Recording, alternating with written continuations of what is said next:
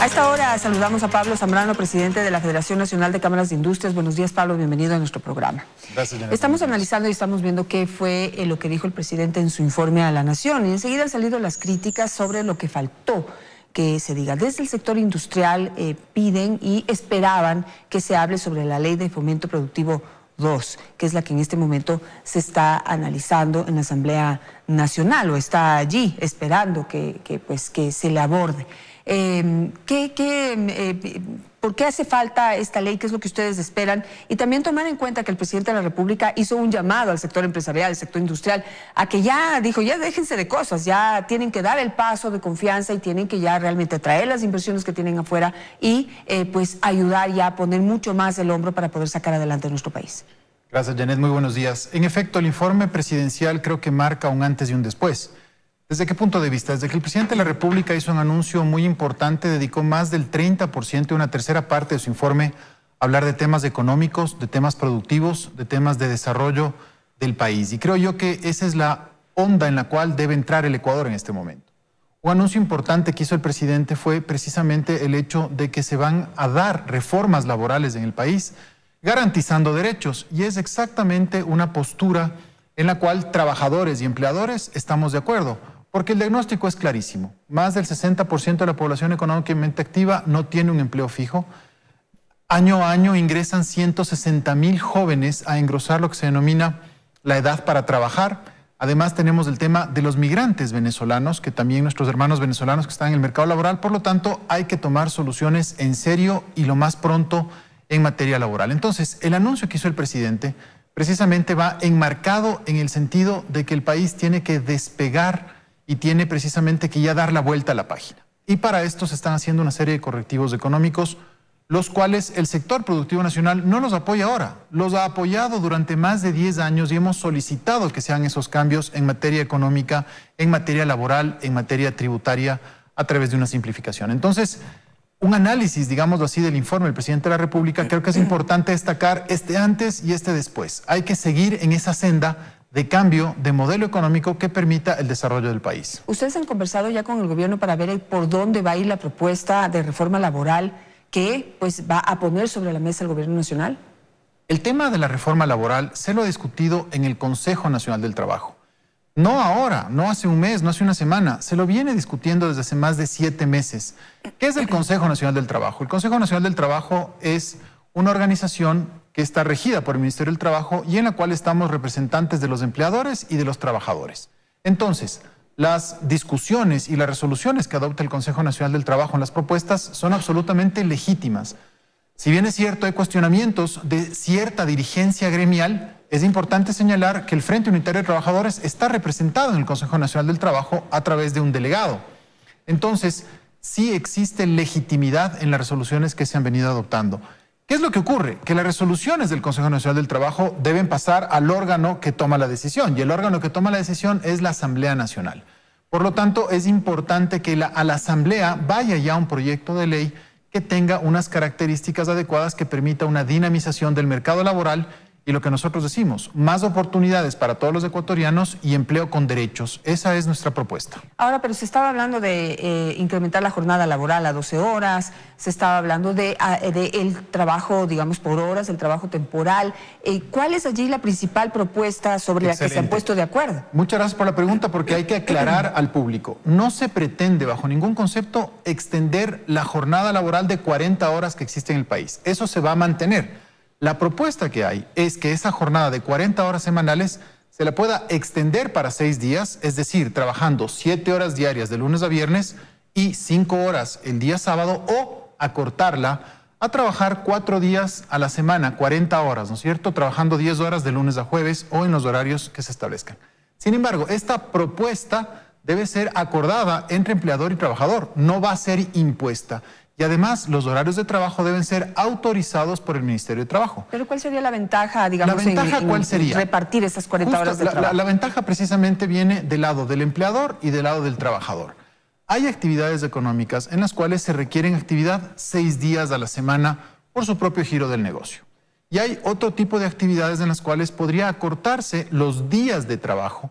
Y esto sin duda generaría un beneficio para el trabajador, ¿Por qué? Porque trabajaría 4 días a la semana y tendría 3 días libres en el supuesto este. O si no, si quiere repartir su jornada en toda la semana, tendría 1 hora más al día para dedicarse a sus propias actividades.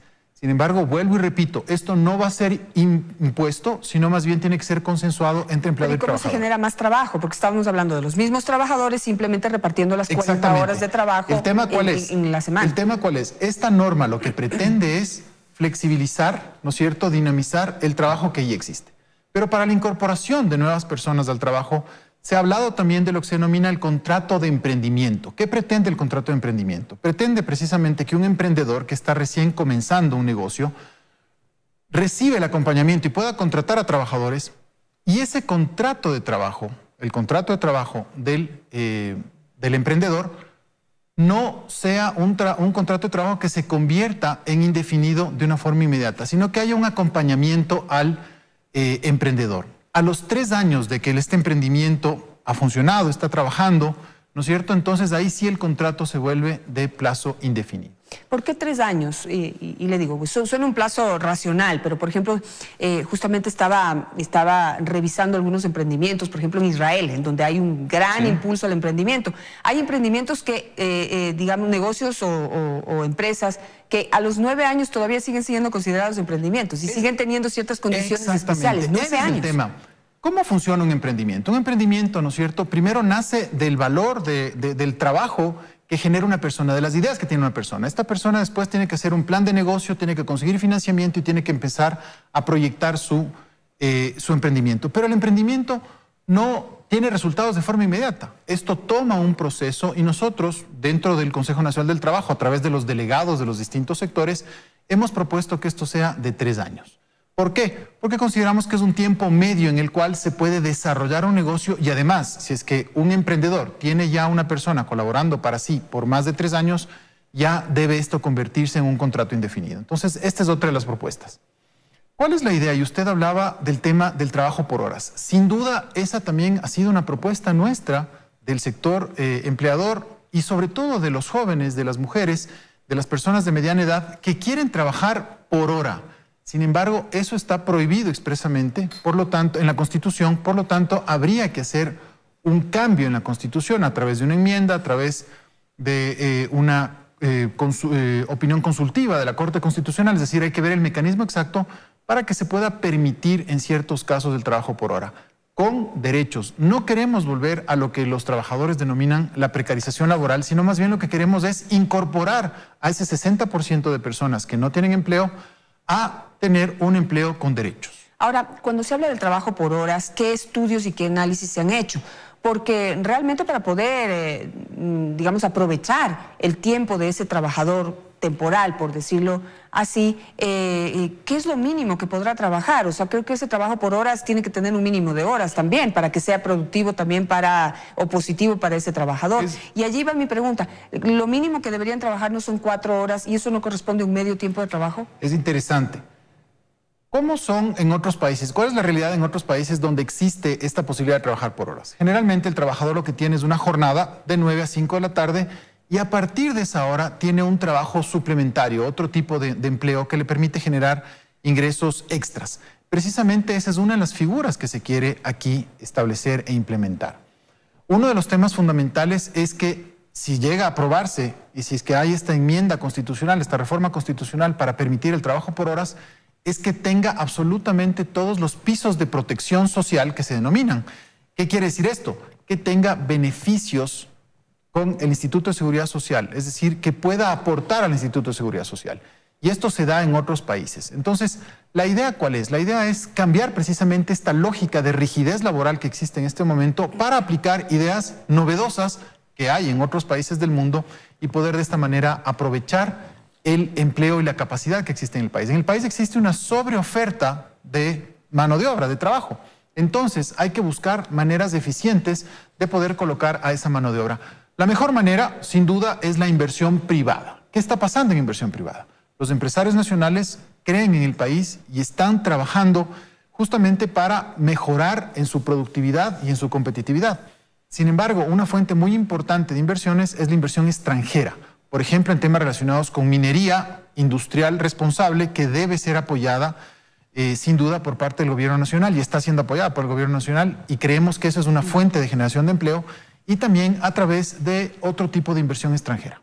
Ahora, tenemos un pésimo antecedente y es el tema de la tercerización, que en papel y en proyecto, en el momento que se impulsó la tercerización, también se habló de la posibilidad de integrar a un grupo importante de personas que estaban sin trabajo. Sin embargo, se cometieron abusos y falta de control por parte de la autoridad. ¿Cómo evitar y cómo generar la confianza en el sector laboral, en el sector de los trabajadores, de que esta nueva oportunidad de analizar la posibilidad de ver alternativas mucho más flexibles para poder integrar al sistema laboral a 5 millones de personas que están ahorita sin trabajo no va a ser objeto de abuso por parte del sector empresarial? Mire, la palabra clave usted la ha dicho, confianza. Aquí tenemos que generar confianza a través de un diálogo que sea transparente, que sea absolutamente técnico, pero sobre todo que busque soluciones. El antecedente o el diagnóstico ya lo tenemos, ya sabemos. El grave problema que tiene el país es el desempleo. Entonces, ¿la idea cuál es? Es precisamente generar nuevas oportunidades para todos en el país. ¿Qué controles debemos establecer? La legislación, y esto tiene que pasar a la Asamblea precisamente, debe establecer controles para que no existan abusos hacia el futuro. Y lo más importante, las autoridades del Ministerio de Trabajo tienen todavía esa facultad para poder, a través de los inspectores del trabajo, revisar que no existan abusos frente a estas modalidades novedosas que se pueden volver a insertar. Pero vuelvo a repetir, hay candados constitucionales para dos formas de trabajar. La una, el trabajo por horas, y la otra, la tercerización. No nos olvidemos que en la tercerización laboral, ¿no es cierto?, los trabajadores igual tenían seguridad social y estaban, digámoslo así, recibían sus emolumentos, su salario básico y su remuneración de igual manera. Sin embargo, esas figuras novedosas de poder volver a trabajar a través de horas, por ejemplo, sí deben ser analizadas en el país, porque de esa manera se pueden incorporar sobre todo los jóvenes, que es el segmento que más desempleo está sufriendo en este momento, con un nivel del 30% de desempleo. Ahora, de acuerdo a lo que usted informa en este Consejo de lo Laboral, si ya se están llegando a acuerdos con los trabajadores o con gran parte del sector trabajador del país, si están ya alineando el gobierno también allí y el sector empresarial para encontrar una reforma que luego no se cometa abusos, que sea beneficiosa y que dé resultados, también cuándo va a dar el sector empresarial el voto de confianza. Y retomo, digamos, en ese sentido las palabras del presidente de la República. Hay varios millones de dólares del sector empresarial que están fuera del país y que necesitan retornar para que esa dinamización y esas oportunidades de empleo en esta modalidad o en la antigua modalidad realmente den resultados. Si ustedes no invierten, realmente va a ser muy difícil también generar las nuevas plazas de trabajo pese a las condiciones, digamos, diferentes que se puedan aprobar. Mire, yo creo que el sector empresarial está retomando la confianza en el país y prueba de ello es que en el año 2018 hay dos cifras muy interesantes. En primer lugar, la cifra más alta de inversión extranjera directa en el país, que fue de 1.450 millones de dólares, del cual la mitad de esto fue en temas de minería. Y la segunda cifra, que es fundamental, es que en lo que se denomina la formación bruta de capital variable, es decir, la inversión económica en el país, el año pasado también el sector empresarial, el sector privado aportó con más de 16.000 millones de dólares. ¿Qué quiere decir esto? Que se está creyendo en el país y que el sector privado cree en el país. Es importante el hecho de hacerle más atractivo al país para que vengan capitales, nacionales o extranjeros.